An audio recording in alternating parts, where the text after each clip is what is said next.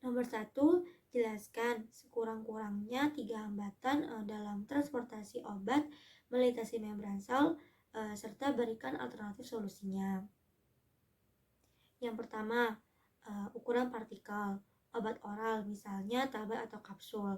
Karena memiliki ukuran partikel yang lebih besar, maka proses transportasi obat untuk melintasi membran ke dalam sirkulasi sistemik secara difusifasif itu akan berlangsung lebih lambat karena harus dipecah dulu dan zat aktifnya itu perlu dilarutkan dalam cairan lambung dan usus.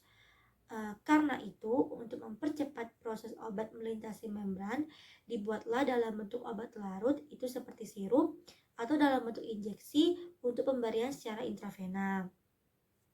Yang kedua, obat yang tidak larut dalam lemak itu akan sulit menembus membran sel, sehingga obat perlu dirancang dalam bentuk yang mudah larut dalam lemak sehingga dapat melewati membran sel.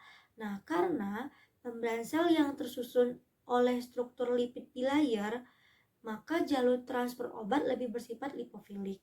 Nah, oleh sebab itu, molekul-molekul obat yang berukuran kecil dan senyawa-senyawa obat mudah larut dalam lemak akan berdifusi lebih cepat atau lebih mudah untuk menembus jalur membran.